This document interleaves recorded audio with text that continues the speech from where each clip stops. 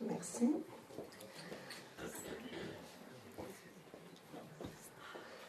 Donc ce soir, nous allons ouvrir un autre des livres de cette grande bibliothèque qu'est la Bible. Et ce livre, nous allons le chercher chez les prophètes. Il s'agit du livre d'Osée, le premier livre dans le premier livre des 12 petits prophètes. Donc Osée est un prophète, c'est-à-dire qu'il va présenter les caractéristiques de tout prophète. C'est non pas de dire l'avenir, comme on le pense des fois par l'utilisation qu'on en fait dans le langage courant, mais c'est de parler au nom de Dieu. Le prophète parle au nom de Dieu, et pour cela, il va écouter et il va regarder. Il va porter un regard sur le monde qui va être le regard de Dieu, c'est-à-dire qu'il va voir la réalité de ce qui l'entoure au-delà de l'aspect premier qui peut apparaître. Il va essayer de creuser pour en voir la réalité profonde, qui dit les relations qui peuvent exister entre les hommes ou entre Dieu et les hommes. Alors, Osée est un prophète du 8e siècle. C'est la grande période de la prophétie, et c'est une période qui arrive donc après le schisme en Israël. Vous le savez, la monarchie unifiée en Israël a duré moins d'un siècle. Elle a émergé avec le roi Saoul, puis David et Salomon. Et à la mort de Salomon, le royaume se divise en deux. Au nord, Israël, au sud, Juda. Donc, Osée est un prophète du nord. Il va prophétiser vraisemblablement entre 750 et 723.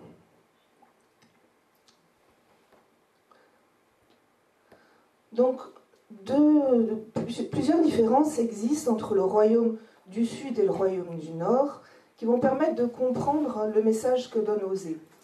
Donc, le royaume du sud, c'est le royaume de Juda. Il a la capitale, il a Jérusalem, donc il a le temple.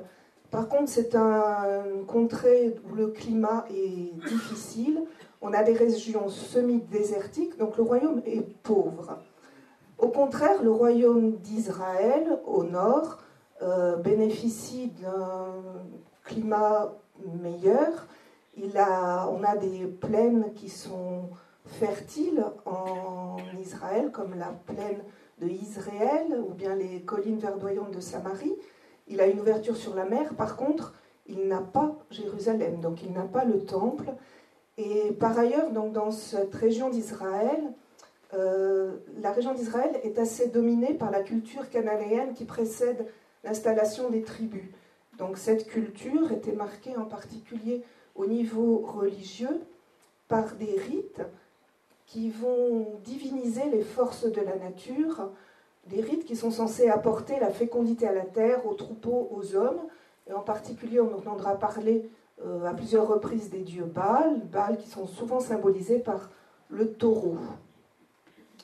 Et on comprend donc dans ce peuple d'agriculteurs la tendance et la tentation qu'il va y avoir à faire du syncrétisme en mélangeant ces traditions et cette religion ancienne, qui est une religion finalement attirante, puisqu'elle est censée apporter la fertilité à la terre, donc apporter des ressources à ses cultivateurs, et de la mélanger avec le culte rendu à Yahvé. D'ailleurs, ça commence par le premier roi, le roi Jéroboam, donc le premier roi d'Israël, qui, comme il n'a pas le temple, va faire construire 2 sanctuaires à ses frontières, l'un au nord, à Dan, l'autre au sud, à Bethel, où il va faire construire, donc il va faire ériger des statues de taureaux qui vont être censées accueillir la présence de Dieu, un peu comme l'arche de l'Alliance à Jérusalem accueillait la présence de Dieu. Donc ça va susciter la colère des prophètes qui parleront avec mépris du veau de Samarie. Bien, alors on arrive au livre d'Osée. Le livre d'Osée commence par un mariage un peu particulier. Le Seigneur dit à Osée, « Va, prends-toi une femme se livrant à la prostitution et des enfants de prostitution, car le pays ne fait que se prostituer en se détournant du Seigneur. Il alla prendre Gomère, fille de Divlaïm. Donc ce mariage se fait à l'initiative de Dieu. Osée répond, il fait ce que Dieu lui demande, il épouse Gomère, mais on ne sait absolument rien de la façon dont il peut ressentir ce message, ni de la réaction de Gomère. Le mariage se fait. Ce qui est intéressant de noter, c'est car le pays ne fait que se prostituer en se détournant du Seigneur. Donc dès le début du livre, on voit le parallèle qui est fait entre le mariage d'Osée et la conduite d'Israël qui se tourne de son Dieu. Alors une précision, une lecture qu'il ne faut pas faire, ce serait lire ce récit comme une parabole, c'est-à-dire juste comme un récit édifiant qui ne mettrait finalement, qui n'impliquerait pas Osée. Non, Osée a vraiment vécu ce mariage, parce que il y a d'autres prophètes aussi qui ont vécu dans leur vie personnelle le message qu'ils délivraient, comme Jérémie qui est resté célibataire, Ézéchiel qui a été veuf. Donc la réalité de leur vie n'est pas contestée, il n'y a aucune raison de contester celle d'Osée, d'autant plus que nous le verrons, le langage qu'il utilise sort de ses tripes, il montre bien que ce qu'il dit, il l'a vécu. Donc Osée épouse Gomère et de ce mariage vont naître des enfants. Dieu intervient là encore pour donner le nom qu'il faudra donner à ses enfants. Alors l'aîné, c'est un garçon. Dieu dit, tu lui donneras le nom de Israël, car encore un peu de temps, et je sévis contre la maison de Jéhu, à cause du sang versé à Israël, et je mettrai fin à la royauté de la maison d'Israël. Donc là, il est fait allusion à un épisode qui s'est passé une centaine d'années avant la période correspondant à Osée, le roi Jéroboam II, donc qui est le contemporain d'Osée, dont l'arrière-grand-père, Jéhu, avait massacré la famille royale régnante pour usurper sa place. Ça rappelle aussi que dans le royaume du Nord, les dynasties se succèdent par coup d'État, il n'y a pas de succession instituée comme dans le Sud, c'est un peu violent. Et donc Dieu, lorsqu'il ordonne de nommer le fils aîné Israël, quelque part, il dit à travers ce prénom qu'il retire son soutien au royaume d'Israël. Chaque fois que les parents de Israël prononceront le nom de son fils, de leur fils, tous ceux qui sont autour entendront cette prophétie. Dieu retire son soutien à Israël. Deuxième enfant, c'est une fille, et cette fois-ci, le Seigneur dit à Osée, donne-lui le nom de Lo-Ruhamah, c'est-à-dire pas aimé, car je n'aime plus la maison d'Israël et ne veux plus lui pardonner. Si Dieu ne pardonne pas, c'est qu'il retire sa protection. Donc chaque fois que cet enfant sera appelé, tout le monde pourra entendre que Dieu retire sa protection divine à Israël. Troisième naissance, encore un garçon, et cette fois-ci, le Seigneur dit, donne-lui le nom de Lo-Ammi, c'est-à-dire pas mon peuple, car vous n'êtes pas mon peuple, et moi, je ne suis pas pour vous. Je ne suis pas pour vous. Ça rappelle le nom de Dieu qui est révélé à Moïse. Donc, chaque fois que cet enfant sera appelé, tout le monde pourra entendre que c'est la relation privilégiée qui s'est révélée dans le nom de Dieu et sur laquelle le Seigneur revient. Ça remet en cause toute l'histoire de Dieu avec Israël, ça remet en cause toute la révélation. Donc quelque part, les pauvres enfants, avec les prénoms dont ils sont attribués, ils vont contribuer à ce que la famille d'Osée vive dans sa vie familiale une distance avec le monde qui l'entoure. On peut facilement comprendre que si on appelle ces enfants Hiroshima, Cataclysme et Holocauste, les gens auront un peu du mal à tisser des liens avec cette famille. Donc elle se met en retrait et elle vit dans sa vie la distance que Dieu vit avec son peuple, comme on l'a dit au début, puisque le peuple s'est détourné de son Dieu. Alors est-ce qu'on s'en arrête là? Non. il y a une promesse qui est donnée, donc à la fin de ces versets. Le nombre des fils d'Israël sera comme le sable de la mer qu'on ne peut ni mesurer ni compter. Et il arrivera qu'à l'endroit où on leur disait « Vous n'êtes pas mon peuple », on leur dira « Fils du Dieu vivant ». Ah, donc dans un futur, Dieu est prêt à revenir surtout sur ces noms qu'il a fait attribuer aux enfants d'Osée. Les fils de Juda et les fils d'Israël se réuniront. Ils se donneront un chef unique. Donc là, alors c'est pas un roi, hein. Osée ne porte pas beaucoup la royauté dans son cœur. Donc c'est un chef unique. Les deux nations de Juda et d'Israël seront réunies et seront vainqueurs dans la plaine d'Israël. Dites à vos frères, amis mon peuple, et à vos sœurs, Ouama, bien-aimés. Donc on a un renversement total de la situation. Les enfants dont les prénoms annonçaient le malheur, un jour porteront des prénoms qui rediront la relation renouvelée entre Dieu et son peuple. Alors on continue à suivre le texte, et cette fois-ci on quitte donc cette promesse pour revenir à la vie de Osée et de sa femme Gomer. Et s'annonce vraisemblablement un procès, et un procès de divorce. Faites un procès à votre mère, faites-lui un procès, car elle n'est pas ma femme, et moi je ne suis pas son mari. Qu'elle éloigne de son visage les signes de sa prostitution et d'entre ses seins les marques de son adultère. Sinon, je la déshabillerai et la mettrai nue, je la mettrai comme au jour de sa naissance, je la rendrai semblable au désert. J'en ferai une terre desséchée, je la ferai mourir de soif. Ces enfants, je ne les aimerai pas, car ce sont des enfants de prostitution. Oui, leur mère s'est prostituée, celle qui les conçut s'est déshonorée. Ce texte est dur.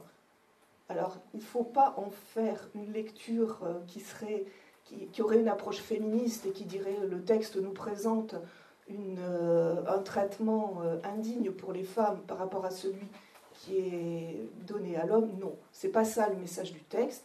Certes, il faut le resituer dans son contexte, donc 8 siècles avant Jésus-Christ. Il est imprégné de la culture ambiante, mais le message qu'il nous dit, ce n'est pas une condamnation de la femme par rapport au mari. D'ailleurs, vous verrez dans la suite du texte qu'il n'y a aucune inégalité sur ce plan-là. Le mot important, c'est sinon. Sinon. Donc la menace, en fait, Dieu est prêt, Osée, est prêt à revenir sur la menace qu'il fait, puisqu'il y a un échappatoire. Qu'elle éloigne de son visage les signes de sa prostitution, si elle change de comportement, rien de tout ce qui est annoncé n'arrivera. Donc finalement, c'est plutôt qu'une condamnation, c'est montrer là où peut mener la conduite de cette femme. Ce qui est intéressant aussi dans ce texte, c'est que si on regarde qui est le sujet, a priori c'est Osée le sujet, et la personne condamnée, la personne accusée, c'est Gomer. Mais si on remplace Osée par Dieu et Gomer par Israël, le texte prend un autre sens. Et à ce moment-là, on voit que c'est également une menace, mais c'est la menace que Yahvé fait envers son peuple s'il ne change pas de conduite. Ce texte aussi, dans sa dureté, il nous dit certainement la souffrance qu'a éprouvée Osée dans l'infidélité de sa femme, et il nous dit que l'infidélité, mais finalement, c'est grave, contrairement à ce qu'on voudrait nous faire croire aujourd'hui. Alors, je vais faire une parenthèse pour venir sur quelques notions qui sont nécessaires pour comprendre la suite du texte. Alors, on va parler de l'alliance. Je vais le faire de façon très schématique, c'est-à-dire que je ne vais pas tout dire de l'alliance. Ça sera forcément restreint, mais c'est juste ce qui est nécessaire pour comprendre la façon dont les relations s'établissent entre Yahvé et le peuple d'Israël. L'alliance, ça va servir à qualifier la relation qui existe entre Dieu et Israël. S'il y a une relation, il va falloir la dire avec des mots et avec des mots humains. Donc pour cela, dans la Bible, on va utiliser les catégories des relations humaines, donc des relations commerciales, des relations des relations politiques, des relations familiales, conjugales. Et on va utiliser, un des termes qui sera utilisé pour dire cette alliance sera le terme de Bérit, qui va dire une structure normative qui règle les rapports entre les parties qui s'y engagent par un serment scellant une promesse solennelle de fidélité réciproque. Donc cette définition, qu'est-ce qu'elle peut nous dire? Elle peut nous dire que s'il y a un engagement, c'est forcément qu'il y a une liberté des parties qui s'engagent, Dieu et Israël. Chacun garde sa liberté dans cet engagement, fidélité réciproque. Donc il va falloir, si on est fidèle, il faut bien être fidèle à quelque chose. Et là, ça veut dire qu'il va avoir une fidélité à un projet commun, et que ce projet commun, il faut qu'il soit régi par une loi pour pouvoir savoir si on est bien fidèle. Ce projet commun pour Israël et Dieu, c'est le salut d'Israël, c'est la promesse de salut à Israël. Donc dans ce projet, chacun reste lui-même, comme dans une alliance entre des hommes ou des groupes d'hommes, chacun reste lui-même et garde sa place dans le respect de ce qu'est l'autre. Alors, le respect de ce qu'est le Seigneur, qu'est-ce qu'il est? Il est celui qui donne la vie, il est celui qui est le sauveur. Donc dans l'alliance, il restera toujours celui qui donne la vie et celui qui est le sauveur. Israël, il est le peuple élu, il restera toujours le peuple élu dans l'alliance, et ça lui confère des responsabilités. Ensuite, il est question de justice, parce qu'il faut que Dieu emploie sa justice pour maintenir cette alliance, pour gérer cette alliance, et la justice de Dieu ne sera rien d'autre que la mise en œuvre de l'alliance. Et comme l'alliance, c'est le projet de salut, la justice de Dieu, elle est ordonnée au salut. La justice de Dieu, elle est faite pour le salut. Lorsque Dieu juge, c'est pour sauver. Il faut une loi. Donc la loi, c'est la loi qui a été donnée la loi qui a été donnée à Israël, les commandements. Et cette loi, elle est structurante. Et elle va permettre à Israël aussi d'agir dans la justice, de travailler à la justice vis-à-vis des peuples qui l'entourent et vis-à-vis de ses propres membres, et à des relations ajustées. Alors vous me direz, mais Dieu, il est tout-puissant, et Israël, il est faillible. Donc finalement, c'est une alliance un peu déséquilibrée. Mais c'est là qu'intervient Dieu, qui va s'impliquer dans l'alliance, et en particulier, il va, entre autres, envoyer les prophètes. Donc ils vont être un peu ceux qui vont titiller Israël pour lui rappeler sans cesse cette alliance et ce projet commun. Donc deux dangers pour Israël, ça va être la rébellion en disant finalement on n'en veut pas de cette alliance, ou bien une mauvaise compréhension. Et c'est ce qu'on va retrouver dans les notions de la prostitution. Quand on parle de la prostitution dans la Bible, ça veut dire autre chose que l'infidélité ou des relations sexuelles débridées. Alors vous me permettrez d'utiliser l'image qu'utilise Osée lui-même, c'est-à-dire qu'on va représenter Dieu par un homme et le peuple d'Israël par une femme. Donc dans l'idolâtrie, première façon d'être idolâtre, c'est se détourner de Dieu pour se tourner vers des idoles. Des idoles qui peuvent être des statuettes, mais bien plus souvent, ça peut être des réalités qu'on va idolâtrer, des réalités qui peuvent être bonnes en elles-mêmes, ça peut être le pouvoir, l'argent, la sensualité, mais dès lors qu'on en fait un absolu, on en fait une idole. Donc, cette manière d'être idolâtre, elle est liée au désir, et puis elle est liée à la représentation de soi, parce que ça veut dire qu'on se détourne de Dieu, parce qu'on n'a pas confiance en lui, on n'a pas confiance dans le salut qu'il peut nous apporter. Donc, c'est partir de soi et revenir à soi, finalement, c'est être idolâtre. Autre façon de voir l'idolâtrie, un peu plus subtile, cette fois-ci, on ne se détourne pas de Dieu, mais on s'en fait une fausse image. Donc c'est une idolâtrie qui est liée à l'image et à la représentation de l'autre. Et là aussi, on part de soi, on revient à soi, parce que finalement, cette image de Dieu, c'est nous-mêmes qui nous la créons.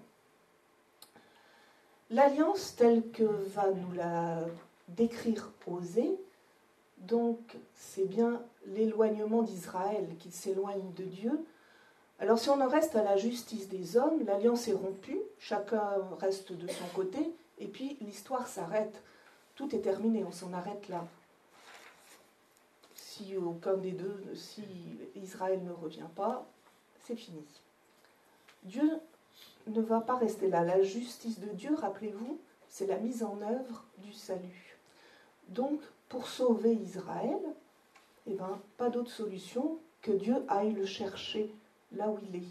Et c'est ce que va nous dire Osée.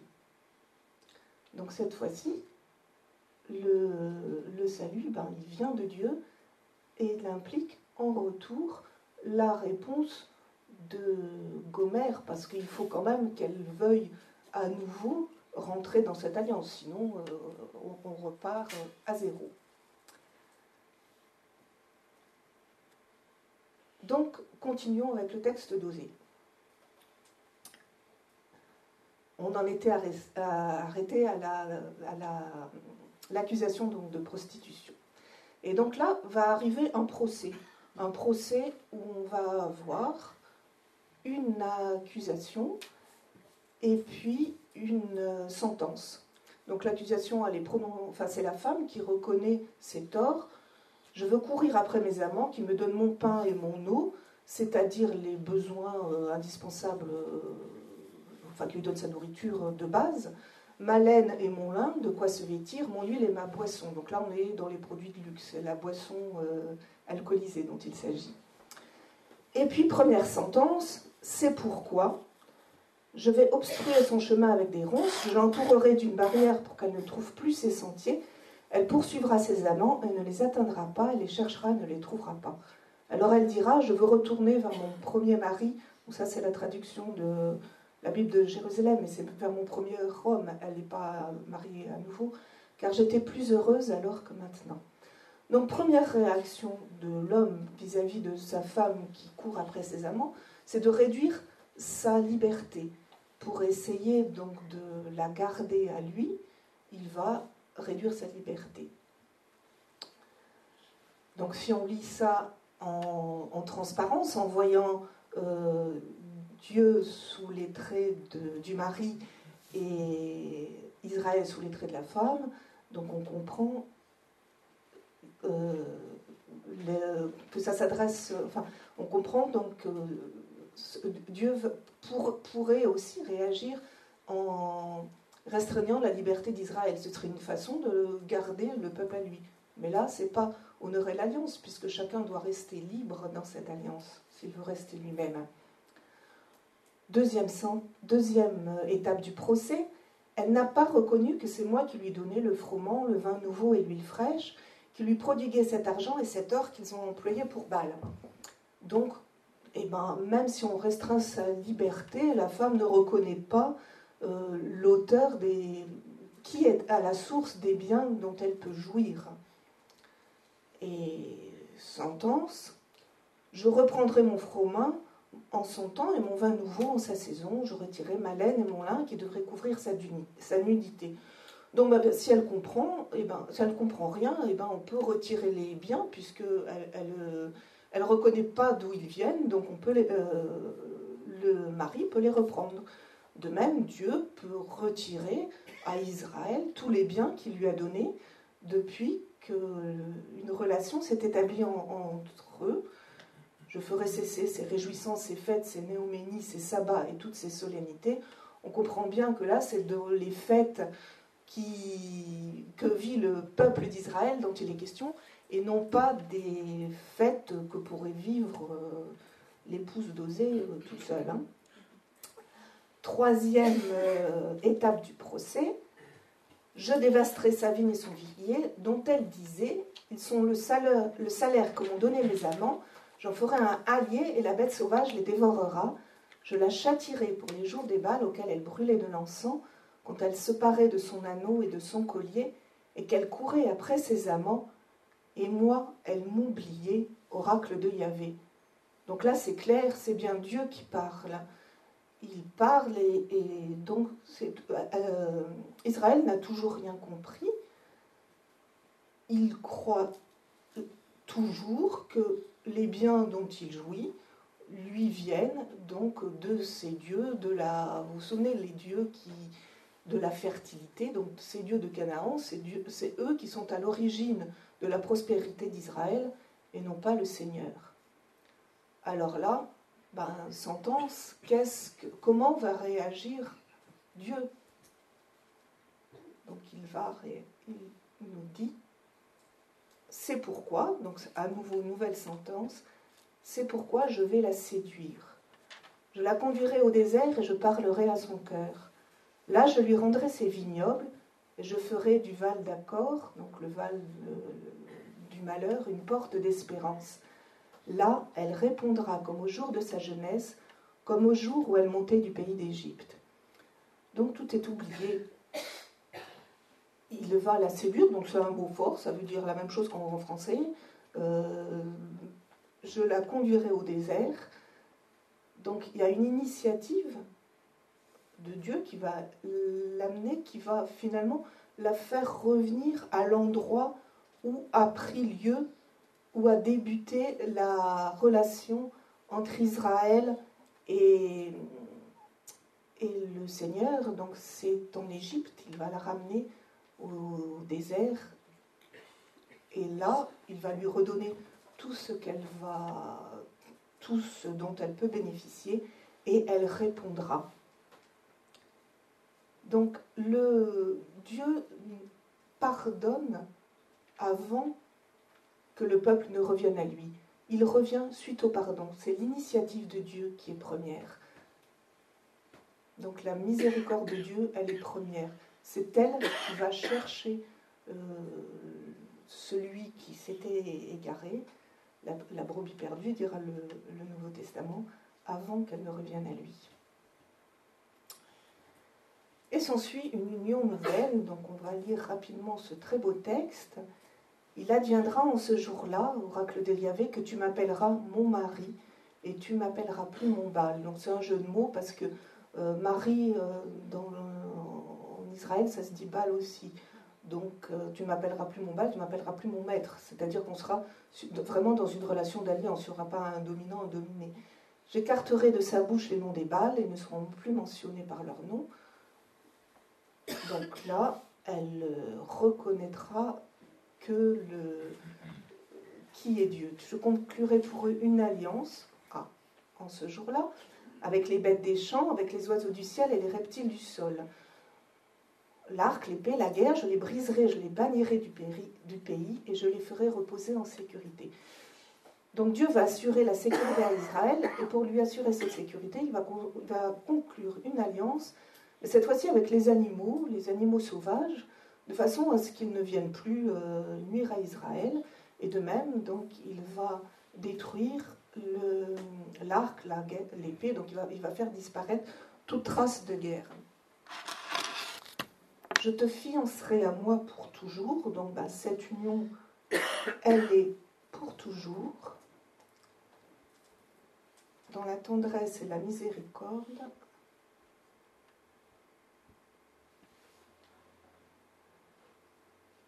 Donc là, dans ces nouvelles fiançailles,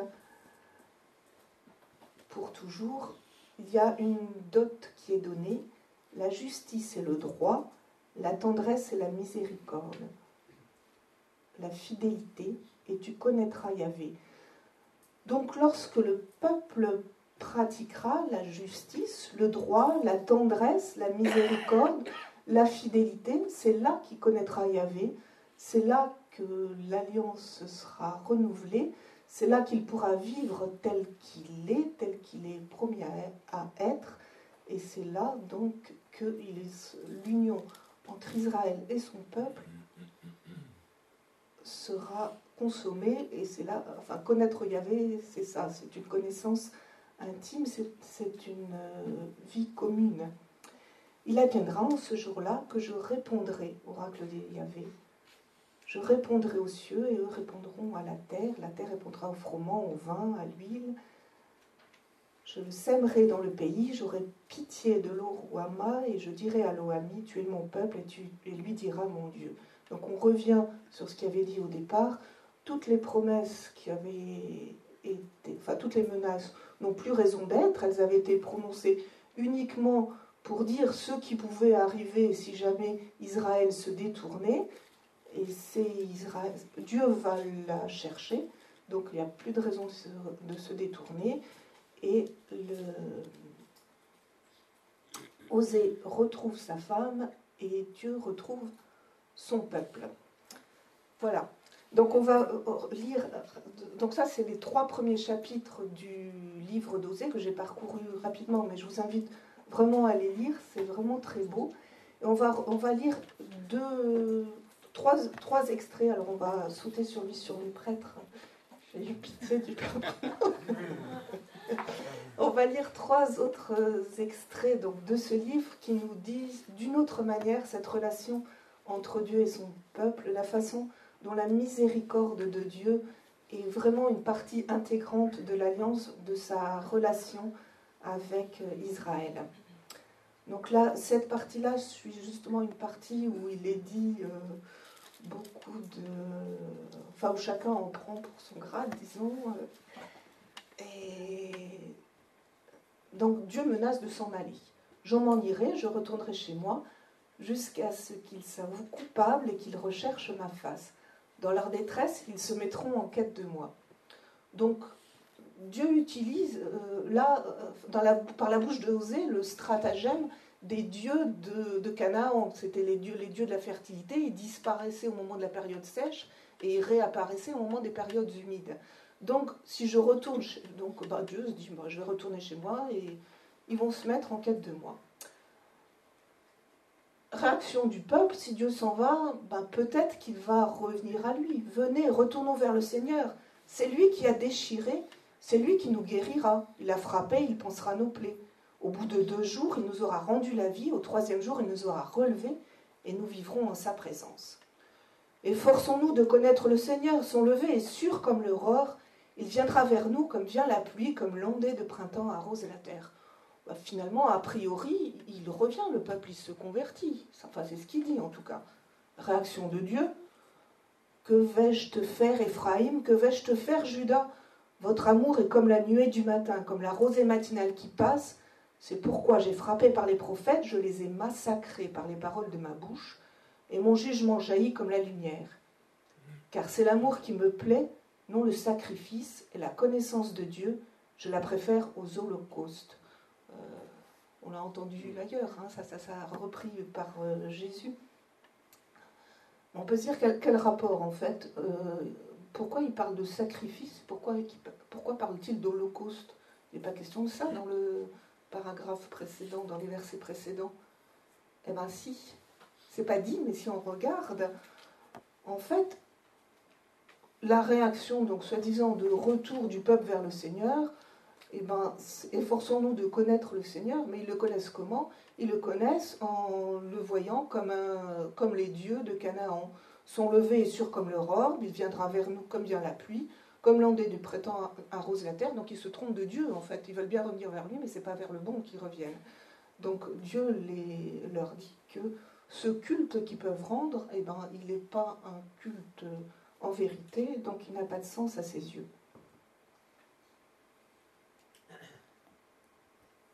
On continue donc avec une autre image pour dire la relation entre Israël et Dieu. C'est Israël reconnu comme le Fils. Alors Osée, c'est la première fois que l'image homme-femme, Osée c'est le premier à utiliser cette image pour donner la relation entre Dieu et son peuple, et c'est aussi le premier qui va utiliser cette image du Fils pour le peuple. Le Fils de Dieu, c'était utilisé pour le roi, mais jamais pour le peuple d'Israël jusqu'à présent. Quand Israël était jeune, je l'ai aimé, et d'Égypte, j'ai appelé mon fils. On va peut-être pas lire tout le texte, parce qu'il est un petit peu long, et là on est un peu pressé par le temps, mais juste, quand Israël était jeune, je l'ai aimé et d'Égypte, j'ai appelé mon fils. Dans ce texte,